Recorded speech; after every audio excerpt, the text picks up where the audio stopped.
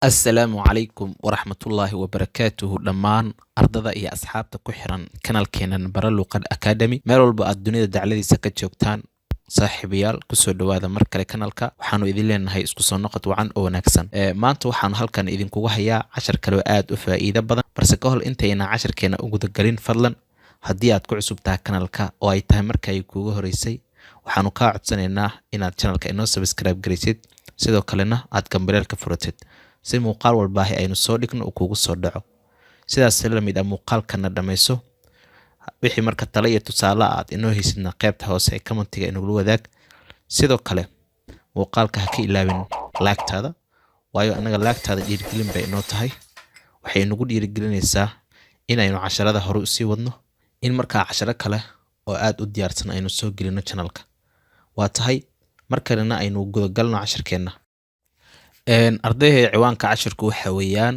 waa stop germs weeye waa jooji germska sidaan ognahay germska waa waxa jirkeena caafimaad darada u keena haddaba maanta casharkanaga laba faa'iido buu inoo leeyahay dhanka caafimaadka ayaanu uga faa'iideysanaynaa oo waxaanu ka qaadan doonaa wacyigelinta dhanka caafimaad sidoo kale dhanka luqadana waaba muhiimadda markaasi aanu casharka u soo gudbinayno ee ah in erayada iyo hab qoraalka iyo fahanka guud ee luqadda aynu ka qaadano ee Englishka waa tahay casharkeena marka waxa weeyaan stop germs weeye ciwaankiisa jooji germska do you get sick ma xanuunsanaysaa su'aal ah ayaa lagu bilaabay casharka oo ah do you get sick ma xanuunsanaysaa markaad doonaysid inaad qof ku tiraahdid ma xanuunsanaysaa waxaad leedahay do you get sick ma xanuunsanaysaa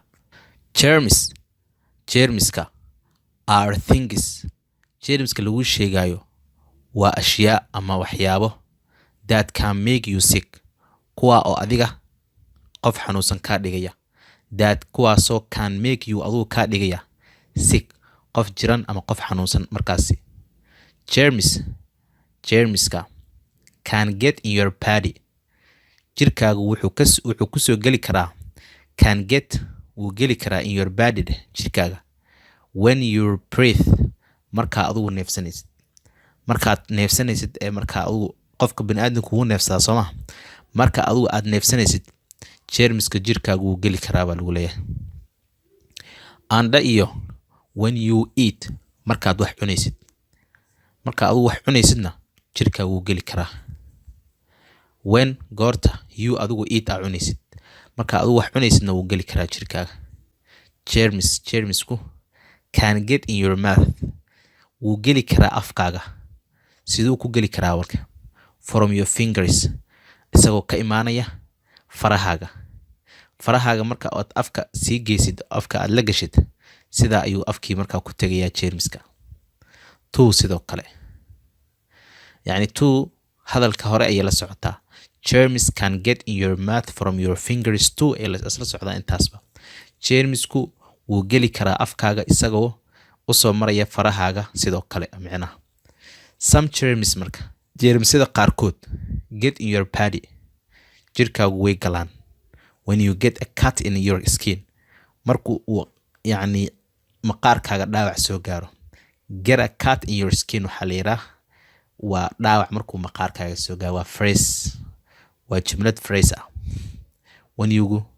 when goorta you adiga get aad heshid a cut waa jarid in your skin maqaarkaaga sidaa looma kala qaadqaaday marka qaybtan dambe waa English phrase ah waa oraah English ah micnaha waxaa la leeyahay marka germs get in your body germska wuu geli karaa jirkaaga sidee buu ku gelayaa marka when you get a cut in your skin marka uu maqaarkaaga uu dhaawac soo gaaro waa uu geli karaa marka qaybtanna waxaa la leeyahay wash your hands with soap dhaq way your hands gamcahaaga ama gacmahaaga with soap waxaad ku dhaqdaa saabuun soap waa saabuun anda iyo water biyo ama water biyo to get germs off your fingers waxa weeyaan waa phrase iyadana oo waxaa loo jeedaa to get germs off, sida germska uu uga baxo your fingers, farahaaga. Wash your hands, mar kale waxaa lagu leeyahay haddana dhaq gamcahaaga ama gacmahaaga. When goorta it is time to eat, ay tahay waqtiga cunada. Marka ay tahay marka aad cunay rabtid oo kale, ama waqtiga marka adigu aad cunta cuni rabtid, waqtiga iyada ahna gacmahaaga dhaq. After you go to the toilet, markaad musqusha ama suuliga aad ka soo baxidna iyana dhaq.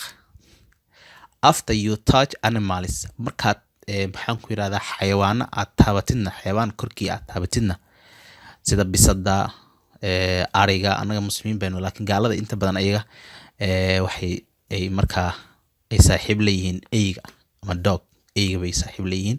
So markaad xayawaan taabat after kadib, you adiga touch taabashadaada animals ee xayawaanadana waa in markaa gacmaha iska dhaqdaa. Anda iyo after kadib, you play outside, marka aad banaanka kusoo ciyaartidna gacmahaaga iska dhaq ayaa lagu leeyahay. Stop germs, jooji germska. marka wuxuu ku raaciyay calaamadaas sida alifka u qoran hoosna dhibicda kale waa calaamad tacajub. Englishkuna wuxuu u yaqaanaa exclamatory mark buu yiraahdaa. There are, haddaba marka waxaa jira germs, waxaa jira jeermisyo in a sneeze, waxay ku jiraan markuu qofku sneeze gareynayo ama uu handhisayo. Sneeze waxaa la yiraahdaa waa handhiso. Catch baa lagu leeyahay marka qabo. Sneezes in a tissue, handhisadaada waxaa ku qabataa ama aad ku celisaa tish. ku celi tissue, waa tish. Tishka sida hadda sawirka hadda hortaada kaaga muuqda oo kale, marka aad sneeze gareynaysid sidan oo kale waa inaad sameysaa. balse si markaa aad uga badbaadid maxaan ku yiraahdaa germska ka soo baxaya ay faraha uga badbaadaan, ama qofka markaa ku dhow uu asagana una u saameyn. Then intaa kadib, marka intaa sameysid, throw, tuur baa lagu leeyahay. Throw waa tuurid. The tishki marka adigu aad isticmaashayna tuur. In adigoo ku ridaya in a waste basket, waste oo wasaq ah, basket oo dambiil ah.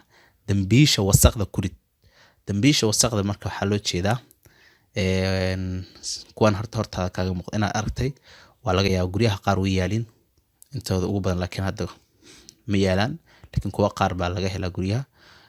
goobaha caafimaadka, isbitaaladu way ku badan yihiin, xafiisyada waa laga helaa. soo marka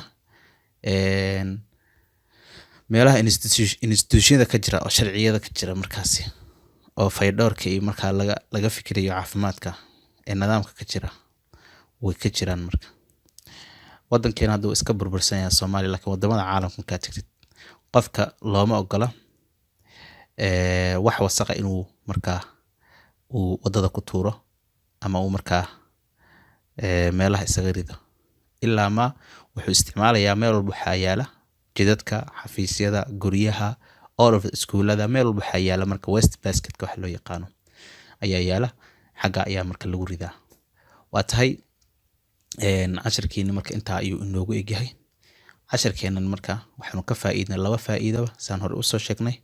dhan caafimaadna waa uga faa'iideysanay oo wacyigelinta caafimaad oo inoo sido. dhan kalena waxaan uga faa'iideysanay ereyada Ingiriiska sida isu raaciyaan iyo markaa jumladaha iyo ereyada ku jira waanu ka faa'iidnay. waa tahay wixii tala iyo tusaale ah, wixii markaa dhiirigelin ah, wixii markaa codsi ah, dhammaan waxaad noogu reebtaan oo si public ah dadkuna ay wada arki karaan qaybta hoose ee commentiga. sidaas la mid ah muuqaalkana laagta qof walba oo daawanaya waxaanu ka codsanaynaa inuu inoo laag gareeyo, si markaa inaguna dhiirigelin xoogan inagu noqoto oo inoo farxad geliso, oo ay markaana uga soo sameyno muuqaalo kale oo maxaan ku yiraahdaa oo ka xiiso badan casharadan kana faa'iido badan. inta aynu muuqaalkiisa xiga dib ugu kulmi doono, waxaanu eebbaweyne weydiisanaynaa cimri dheer iyo caafimaad inuu inoo gaarsiiyo. assalaamu calaykum.